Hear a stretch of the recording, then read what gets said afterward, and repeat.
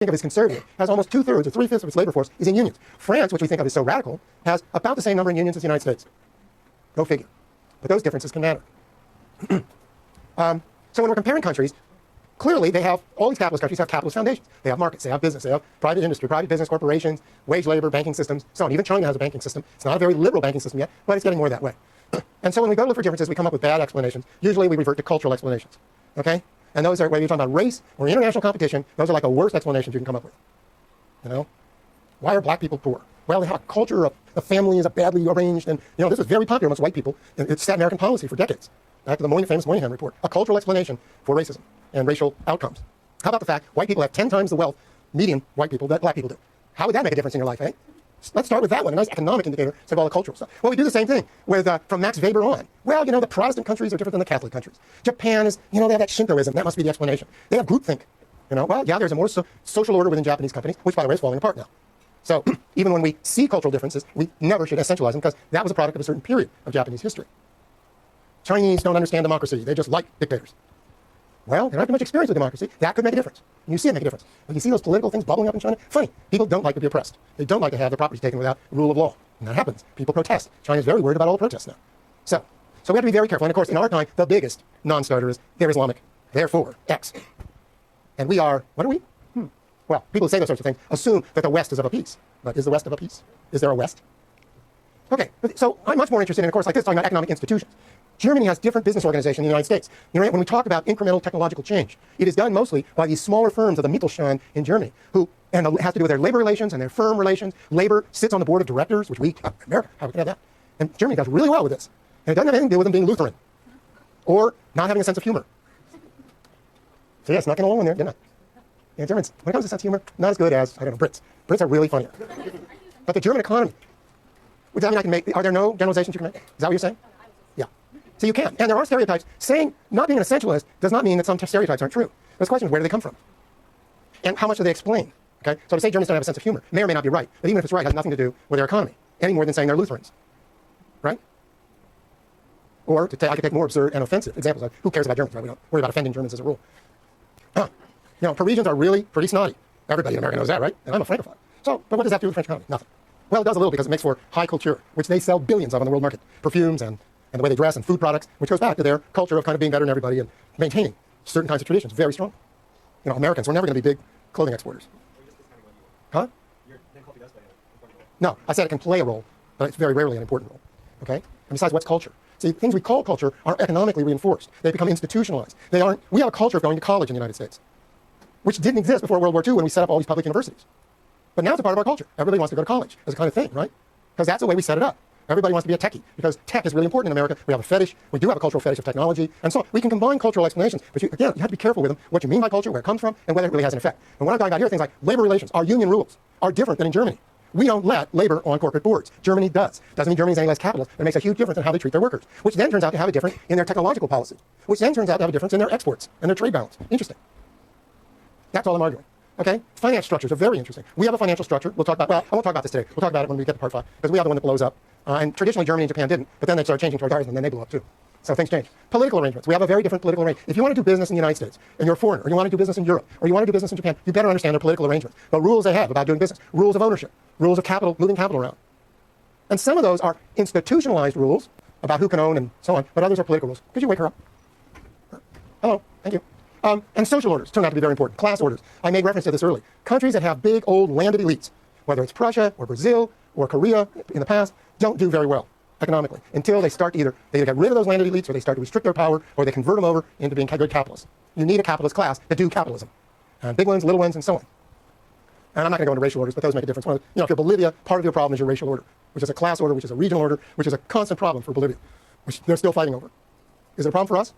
You be the judge. We won't get into that. National trajectories. Countries move in different ways. They have traditions. They have pathways. This is a very important principle in recent economics, the idea of pathways, that once you get started down a path, it's hard often to change. And this is usually in discussions of technology or business organization. And the most boring traditional example is the typewriter keyboard, which makes no sense. But once it got established, it's still, with all our high-tech gizmos, we still have the same silly keyboard set up in 1843 or whenever it was.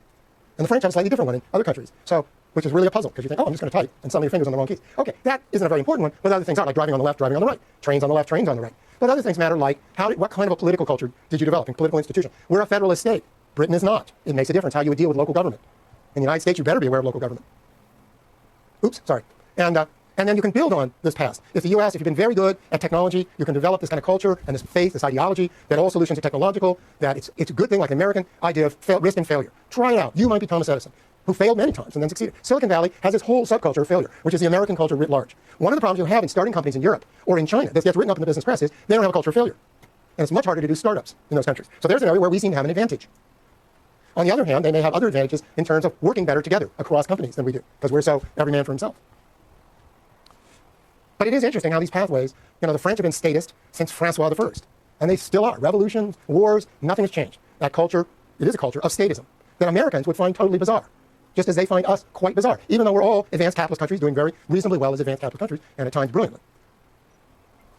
However, things do change, and sometimes the most interesting thing is not stability or inertia or trajectory, but change. And we do see radical change, things like civil wars, coup d'etats like the Meiji Restoration, the post-World War II reform of Japan, and so on. But even something like the rise of California in the American system had brought change. It brought change to a much more wide open, even more wide open, kind of Hollywood, electronics, gold rush sort of attitude towards technology, startups, and so on, which has paid off in American life. Okay? So, and obviously it can be imposed on you from outside, but it can come from within by internal political movements, political upheavals, economic upheavals, and so on. The EU is a major, major redirection of all of Europe. China, first it had a revolution, which totally changed China. Well, it's actually had two, 1911 and 1949. So it got rid of the old imperial system in 1911, and then a lot of instability, and finally you got the communists who reunified China, put it on a new path, built the foundation for a modern state and a modern economy, but under very limited kind of communist rules of the game. That blew up in the Cultural Revolution, the death of Mao. Deng Xiaoping comes back in and starts the reform road. China has changed completely from communism to capitalism, even though it has a communist party. Unbelievable change. But now that it's launched on this new road, it's very hard to see it turning. It can't turn back. It is no longer communist except in political terms with the Communist Party. The economy is so dramatically capitalist now that it's hard to see how you could undo that, barring another fundamental kind of political revolt and change. Japan. Well, we already had the Meiji Restoration. Then it went along the road. It actually had a kind of military takeover in the 20s, which led to the early 30s, which led it into World War II. That wasn't a very good move. Okay, but then it got restructured. The U.S. occupation, and the same thing in Germany. We just went in there and cleaned house. Said, you're going to rewrite your constitution. You're going to clean out some of the most corrupt and fascistic business elements, political elements. Going to set up a party system. And we did this in both Germany and Japan. And you can't understand the German and Japanese miracles without talking about that house cleaning. It was a major purge. And of course, it also helped that neither of them had a big military because we were going to do it for them. We'll talk about that in Lecture 11. However, by the 1990s, Japan certainly has run into deep trouble. And it wants to change, but finds it very hard to change. Although the LDP finally got defeated in the 2000s, a culture of governance and so on in Japan. Look at what happened with Fukushima and with the tsunami. Japanese government has been revealed to be an extremely snoozy, old boy kind of operation, a lot of secrecy and so on. A lot of it has not changed at all. On the other hand, youth culture has exploded in Japan, manga culture and all that. They're exporting products and culture all over Asia because of that change. So it isn't a bunch of guys in gray flannel suits working for the company, which was the image of Japan 20 years ago, and so on. So there's a lot of changes going on in Japan, Japanese model of doing things, but not quite a breakthrough yet. Change comes hard. So China still no way a republic, which you get in almost all the other capitalist countries after a period of bourgeois dictatorship. That was a part of a slide that kind of slid by.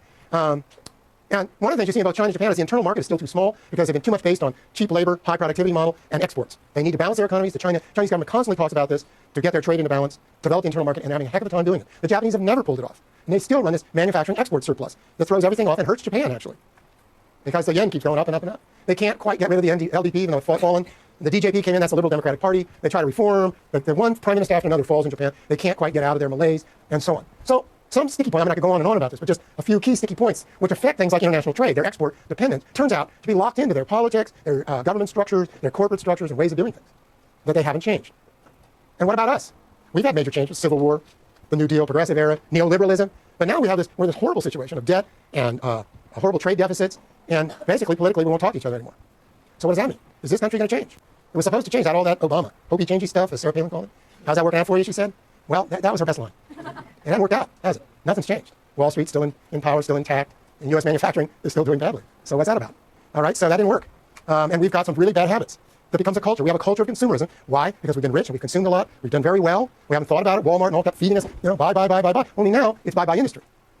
And so then you get yourself in a problem of debt, foreclosures, international debt, weak industry, and then you go, whoa, how do we get out of this? And frankly, nobody's talking about it. The argument is about more government or less government. Obama finally just started talking seriously about jobs, so there's a bit of a debate starting. I'm happy to see. Okay, the last point here about continental blocks. There are transnational or international blocks of countries that come together. We had this in the colonial era as, which we still have legacies of, like the British Commonwealth, which seems to me mostly just has games, has its own little junior Olympics, but does have trade agreements and so on. But we're getting some very interesting new continental blocks that I want to call your attention to at a higher scale than the nation state. So while we talk about globalization, we almost never talk about these continental blocks, or we don't talk enough about them. And there's three I want to point out: the European Union, in East Asia, and in Latin America. So the European Union arises out of the wreckage of World War II and a resolve amongst political leadership in Europe. And this is a political decision that we don't want to kill each other anymore. So let's do something about it. So let's create a more integrated economic system, a more integrated political system, where the incentives will not be to kill each other. And by God, they've stuck to it. And it's expanded steadily from a core of France and Germany are the heart of it, because they're the ones who've been fighting. They had how many wars? From 1800 to 1945, they fought at least 4 wars. I think there's an extra one in there, maybe 5. Okay, so they started. And then you start to add Britain, Denmark, the Mediterranean countries, Spain, and Greece, and Portugal. Scandinavia joined, not Norway. And Eastern Europe finally in the 2000s, when things kind of start going south. But it's basically all of Europe, almost all of Europe now, which you have all of historic Europe. Only 3 minutes to go. And the trade, interestingly enough, they've created a system of internal trade. They lowered all the barriers. There's no tariffs. There's no limits on labor movement, capital movement, corporate mergers. You can generally, although the French get a little huffy every so often, but they've done an incredible job, and you don't need a passport in Europe, which is really quite astounding for us passport-crazy Americans. Get us another stamp. So that's pretty amazing what they've done. Although, interestingly enough, the trade has increased within Europe, but the trade of Europe with the outside world has actually decreased. So you actually have a deglobalization going on along with a Europeanization, which nobody talks about. And we've got the euro, though we'll talk about that more in part 5. Euro was doing very, very well, but the current crisis puts it in doubt. But to actually create an international currency is an unprecedented achievement. So in some ways, you kind of hope it'll continue to work, to set a model for the world, a transnational model. It is not a state. It's not a federalist state even. It's a confederation, kind of like the U.S. before the Constitution. And they tried to pass a Constitution, and it didn't go through. So they have a kind of administrative government in Brussels, sits in big buildings like this, and it's very much a French statist model, but it's limited by national powers. So they're constantly negotiating this. But they've done a lot to limit national powers and expand international powers. I'm not going to talk about that. Let me just say 2 things here about Asia. You've got Japan has had such an impact in terms of its model, in terms of its imports, where it puts its factories, that it actually has its tentacles into China, Southeast Asia, South Asia, and so on. It's all over Asia, Eastern Asia. And so Japan is a big player in the rise of East Asia. It isn't just here's Japan, there's Taiwan, there's China. A lot of this is deeply linked. China's now trying to do the same thing. First of all, it has a Chinese diaspora of all these merchants and bankers and so on in Hong Kong, Taiwan, Singapore, they're the ones who do the most business with China, by the way, the foreigners who do the most business. At the same time, China's now created the Shanghai Cooperation Organization, the SCO, and everybody in Asia wants to get into it. It was a way of kind of getting peace, starting with Russia and China, but now India wants in, Mongolia wants in, a whole bunch of other countries want in. And of course, Chinese trade is unifying a lot of Asia. And finally, now, skip. And finally, Latin America. I just want to point out, you've got NAFTA in the north, which was created by the United States to link Mexico and Canada more tightly to us. And this is an idea invented in the 1980s. And I'll be done in a minute. Invented in the 1980s to combat the EU, to do battle with the EU and Japan. Very intentional. It wasn't about free trade. It was about international competition at a new scale. And they tried to extend it into Latin America. They have a little bit with some of our more client states like Chile and Colombia. But Latin America's gotten more and more independent with the BRICS, Brazil, and so on, Venezuela. They've had a lot of independence and independent political movement, and they're strengthening their own trade groups, particularly Mercosur. And on that, I'll end. Thank you for today.